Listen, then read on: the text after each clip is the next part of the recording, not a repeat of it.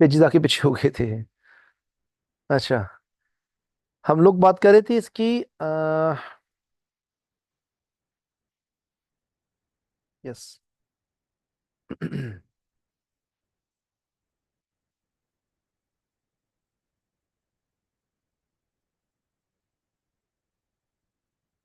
अच्छा, अब बात करें हम लोग जुडिशरी की। जुडिशरी में क्या सेटअप होता है, कहता है कि द हाईएस्ट जुडिशियल अथॉरिटी जो है rest in the supreme court. Supreme court का एक और नाम भी है, क्या उसको बोलते हैं यार, पता है? आसान सा नाम है, सुप्रीम कोर्ट तो क्या बोलते हैं?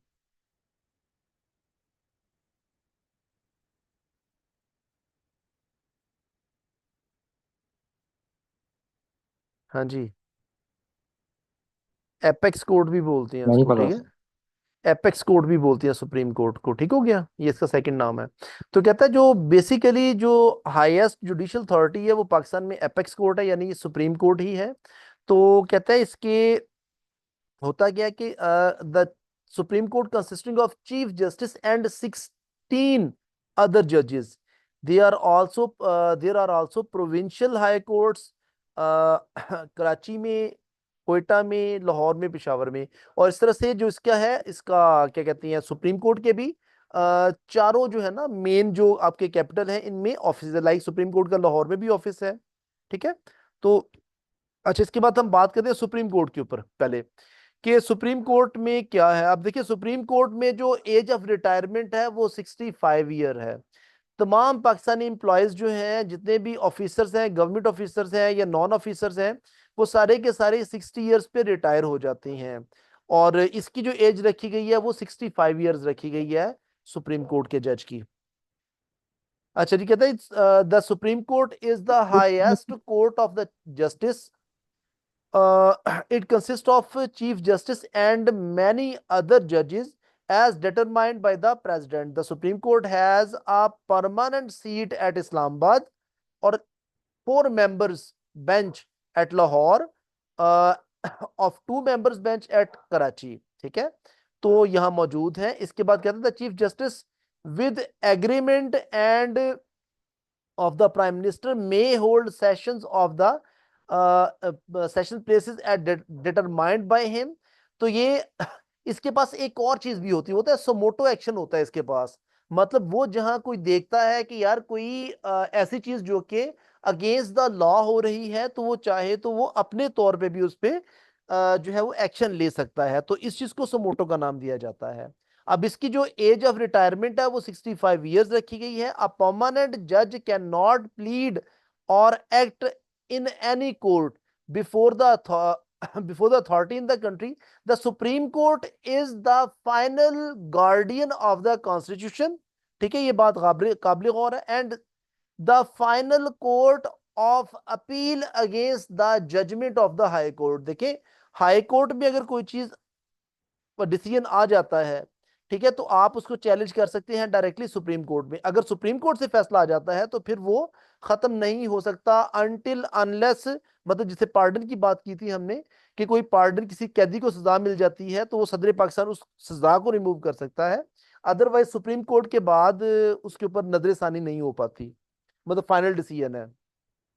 अच्छा, इसके बाद क्या होता है, कहता है कि जी it has it is empowered to make rules regulations rules regulating its practice and procedure. It can also give judgment on constitutional issues। ठीक है, कि जनाब जो आपके आईनी मामलात हैं इस पर भी वो डिसीजन दे सकता है।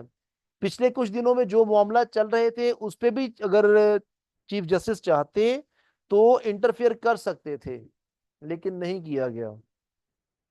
बहरहाल, इसकी बात करते हाई कोर्ट की। हाई कोर्ट में क्या है कि high court stands at head of the judicial administration in the provinces. There are four high courts located Lahore, Karachi, Peshawar and Quetta. It is empowered by to supervise all courts subordinates to it.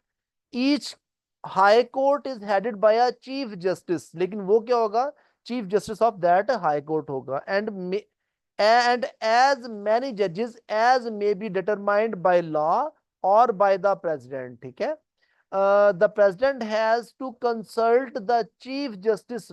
The president has to consult the chief justice while appointing a judge of the high court. ठीक है, ये भी याद रखिएगा. Only the National Assembly has the power to alter the constitution and organization of the high court. ठीक है, ये याद रखिएगा, ये पॉइंट भी. Only the National Assembly has the power to alter the constitution. वो भी कैसे कि प्रॉपर उसके ऊपर बहस होगी. कोई भी चीज अगर अप्रूव की जाती है, कोई अमेंडमेंट आती है, तो उस पर 2/3 मेजोरिटी आएगी, तो उसके बाद वो चीज प्रोसीड की जाएगी. The power to remove high court और a supreme court may be extended by to any area of the country. तो इसके बाद आगे फेडरल शरीयत कोर्ट है, इसको आपने पढ़ लेना है. जस्ट ये याद रखना है कि ये कब बनी है, और बाकी इसमें ऐसा कोई नहीं है. इसका बेसिक काम क्या होता है? फेडरल शरीयत कोर्ट का काम होता है कि कानून को बेसिकली इस्लामी कवानीन के मुताबिक ढाले. ठीक है, सादा लफ्जों में कह सकते हैं कि दीनी अदालत कह सकते हैं सादा लफ्जों में इसको. The sharia benches set up in the 4 high courts of the country under Sharia benches court order 1979 were replaced by the federal Sharia court. It consists of a chief justice and 7 other judges including 3 judges. कहां से? एक minute, मुझे वो करना पड़ेगा.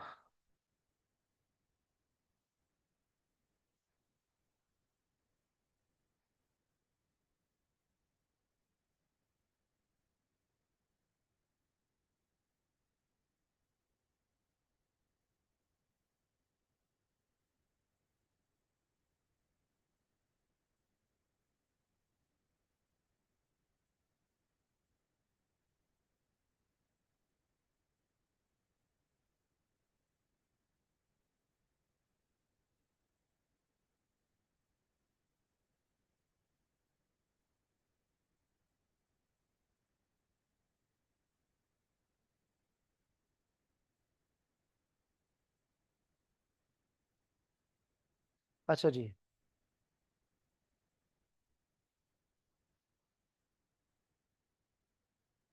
अच्छा हम पढ़ रहे थे. कहता है कि इसका किस पे कंसिस्ट करता है कि एक तो चीफ जस्टिस है, 7 अदर जजेस हैं, और 3 जो है वो उलेमाज हैं, उलमाए दीन है. ठीक है, तो कहता है the chief justice has to be a person who is or has been or is qualified to be a permanent जज ऑफ द हाई कोर्ट. ये उसकी कंडीशन बयान की गई है कि कौन इसका चीफ जस्टिस बन सकता है. अ जज has to be a person who is or has been or is qualified to be a judge of the high court. ठीक है, उसके जज होने के लिए भी उन्होंने जो उसकी कंडीशन है वो बयान कर दी हैं, यहां पर चीफ जस्टिस के लिए और यहां पर जजेस के लिए. अच्छा जी, और क्या है इसका जो टेन्योर है वो 3 साल रखा गया है. टर्म ऑफ कंडीशन है इसकी, जो रिटायरमेंट की एज है या इसका टेन्योर है वो 3 years डिसाइड किया गया है. And are reappointed if the president wishes. ठीक है, it has the power to try cases under the Hudood ordinance. ठीक है, हदूद ऑर्डिनेंस का आप लोग सब लोगों को पता ही है, तो उसके तहत जो है वो केसेस प्रोसीड कर सकता है ये. And take action against law repugnant to Sharia, के जो शरीयत के खिलाफ जो काम हो रहे हैं उस पर डायरेक्टली इंटरफेयर कर सकता है, और कह लें कि उसके ऊपर ये मतलब उसके ऊपर एक्शन ले सकता है. कि नॉर्मल अगर कोई कोर्ट है वो कोई भी ऐसा ऑर्डर पास करती है जो इस्लामी शरीयत के खिलाफ है, तो उसके खिलाफ जो फेडरल शरीयत कोर्ट है वो अपना फैसला सुना सकती है. अच्छा जी, इसके बाद क्या है? Cases relating to civil or public laws don't fall within its jurisdiction. के जो सिविल जो मैटर्स है या पब्लिक लॉज है वो उसके ज्यूरिसडिक्शन में नहीं आते, दैट इज वाई उस पे एक्शन नहीं ले सकती. On the other hand the court can take up these laws and mould them in accordance with the teaching of Quran and सुन्ना.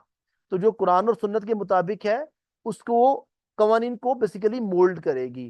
ठीक है, जो आपकी कानून साजी है उसको इस्लामिक तरीके से चलाने की कोशिश करेगी बेसिकली. ठीक है, इसके बाद आगे स्पेशल कोर्ट्स हैं, ये आपने खुद पढ़ने हैं, इसमें ऐसा कुछ नहीं है, सिंपल है क्या, कब बना और इसका काम क्या होता है. बेसिकली इसका काम देख लेते हैं। होता क्या है कि स्पीडी ट्रायल्स के लिए हम लोग बनाते हैं जो स्पेशल कोर्ट्स हैं, और ये 12th अमेंडमेंट में फर्स्ट टाइम बनाए गए थे।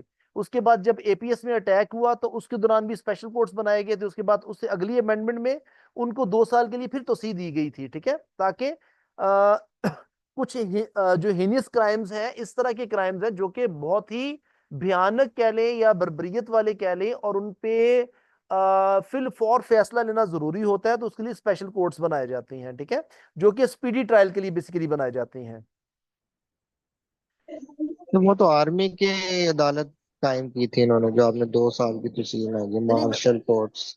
वो ऐसा ही है, लेकिन वो बेसिकली कह लें कि स्पीडी ट्रायल के लिए बनाया गया था, क्योंकि जो अगर वो केस चलता ना नॉर्मल जैसे केसेस चल रही हैं, कि अगर बेटे ने जुर्म किया है तो उसके बाद उसकी तीसरी नस्ल है, वहां वहां पे जाके फैसले हो रही होती हैं, तो उन्होंने काम को खत्म करना था, ठीक है। तो स्पेशल कोर्ट्स इस काम की, देखिए वो तो फौजी अदालतें भी है ना, तो स्पेशल कोर्ट्स इसलिए भी बनाए जाते हैं ताकि किसी भी काम को जब आपने जल्दी फैसला लेना है ना, बिल्कुल वैसे जैसे हाँ, रात के पिछले पहर भी अदालत खुल सकती है, तो ये काम किया जाता है। बहरहाल तो जो जो इशारा मैं कर रहा हूं आप समझ गए होंगे, लेकिन बहरहाल छोड़े उस चीज को, कोई फायदा नहीं उसका। एनी हाउ, ये सर, बस कोई नहीं सर, जूम नहीं वो ट्रैक कर रहे। एनी हाउ, जो स्पेशल कोर्ट्स है ना, इनका काम बेसिकली यही होता है कि जब किसी केस को अपने जल्दी निपटाना होता है तो उसके लिए आप स्पेशल कोर्ट बना लेते हैं कि जनाब कि उस कोर्ट में बस उसी की आप हियरिंग करते हैं उस मामले की, ठीक है। तो ये देख लीजिएगा उसकी कंपोजिशन क्या है, कौन कौन उसमें शामिल होता है, ये सारा है, ठीक है। तो बस आज इसको यहीं तक रोकते हैं, और कल पाकिस्तान टूटेगा, अल्लाह माफ करे। जो काम 71 में हो गया था वो कल हम पढ़ने जा रहे हैं।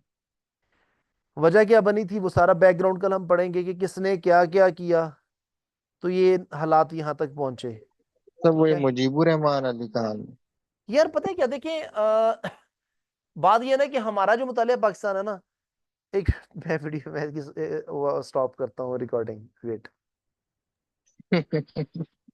हाँ ना, कुछ बातें हैं ऐसी यार, क्या किया जाए।